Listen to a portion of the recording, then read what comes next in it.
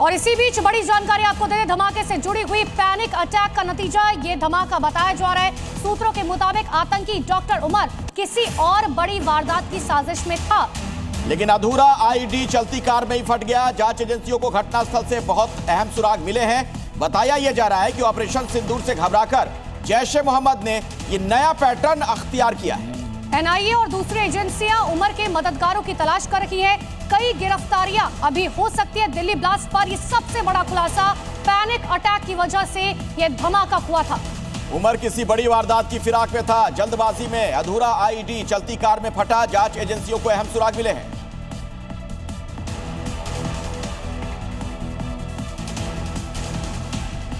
और इसी से जुड़ी कुछ और बड़ी जानकारियां अपने दर्शकों के सामने रख देते हैं, आपको बताते हैं जो कुछ पता चल रहा है। ये देखिए, कार की पहली तस्वीर जो नजर आई थी वो भी हम आपको बता रहे हैं। 2:30 बजे सीपी गई थी ये कार। जो सबसे बड़ी चिंता की बात, क्या कनॉट प्लेस भी निशाने पर था?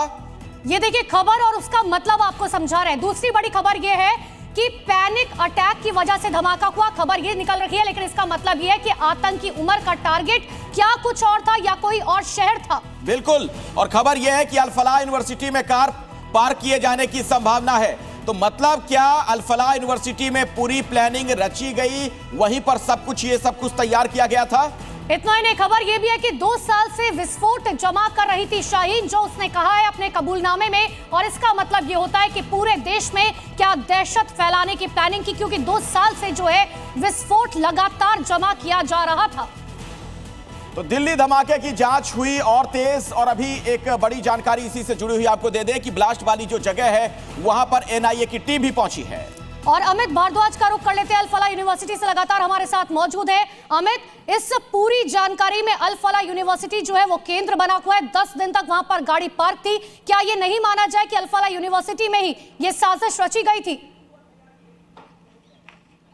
बिल्कुल, देखिए अभी तक जो भी इन्वेस्टिगेशन में सामने आया है तो सारा केंद्र जो है वो अल फलाह यूनिवर्सिटी ही है। यहीं पर पूरी जो है साजिश रची गई है, ऐसा सोर्सेज बोल रहे हैं। और दूसरा ये है कि जो लोग उनके साथ थे उनको भी इंटेरोगेशन के लिए पहले डिटेन किया गया था, कुछ लोगों को और उठाया गया। तो इसीलिए था कि यहाँ से सारे जुड़े हुए थे। सबसे महत्वपूर्ण बात यह है कि ये सीरियल ब्लास्ट करना चाहते थे, ना केवल दिल्ली में, अलग अलग राज्यों में ये ब्लास्ट करना चाहते थे।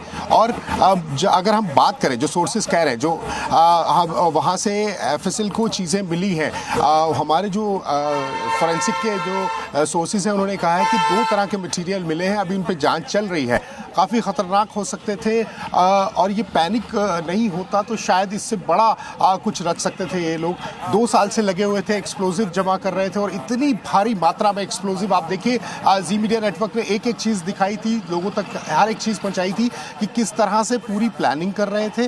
11 दिन तक गाड़ी खड़ी रहती है और वहाँ पर जो है कोई इस पर ध्यान नहीं देता है। कल हमने एक्सक्लूसिव एक इंटरव्यू किया जिसने गाड़ी बेची थी, उसने भी ये कहा था कि 29 को गाड़ी बेची और उसके बाद जो है वो बिल्कुल गाड़ी अल फलाह यूनिवर्सिटी में आ जाती है और पूरी प्लानिंग यहाँ पर होती है। इसीलिए जांच एजेंसियाँ, उनके लोग अभी यहाँ पर हैं और पुलिस जो है इन्वेस्टिगेशन सारी यहीं पर कर रही है। कुछ और लोगों को भी उठाया गया, कुछ और लोगों को डिटेन किया गया। लेकिन 2 साल से ये पूरी साजिश रची जा रही थी। शाहीन जो है वो कुछ ऐसे लोगों को जोड़ रही थी जो नोबल प्रोफेशन से जुड़े, मेडिकल फैसिलिटीज़ जो प्रोवाइड कराते हैं उन लोगों से जुड़े हैं और ये उनको चुन चुन के अपने मिशन में डाल रहे थे, उनका ब्रेन वॉश कर रहे थे। तो ये एक महत्वपूर्ण चीज़ है कि 2 तरह की जो है मटेरियल मिले हैं। अभी चीज़ें और क्लियर होंगी। जो हमारे सोर्सेज बता रहे हैं कि 2 तरह के मटेरियल मिले हैं।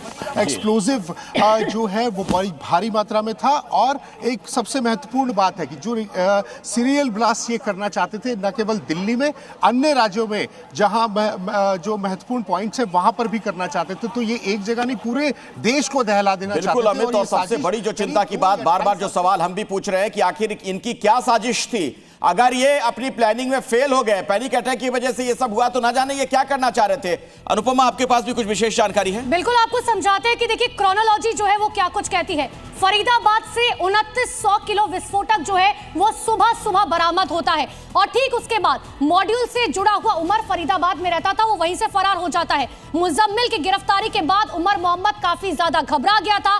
i20 कार में विस्फोटक बकायदा लगाया गया था जो फरीदाबाद से गाड़ी लेकर चलता है। कार में बैठकर लाल किला उमर पहुंचा। फरीदाबाद के रूट से होते हुए लाल किले पर बकायदा 3:17 पर उसने गाड़ी को पार्क किया था। इतना ही नहीं, 3 घंटे तक गाड़ी जो है वो i20 गाड़ी पार्किंग में खड़ी रही। कार में ही बैठा रहा उमर या नहीं, ये अभी सबसे बड़ा सवाल है। इसके बाद आदेश का इंतजार उमर करता रहा। क्या उसे फोन पर लगातार निर्देश मिल रहे थे? 6:48 पर गाड़ी जो है वो पार्किंग से निकलती है, जो तस्वीरें कैमरे में कैद हुई हैं, और 6:52 पर लाल किले के पास जोरदार धमाका होता है।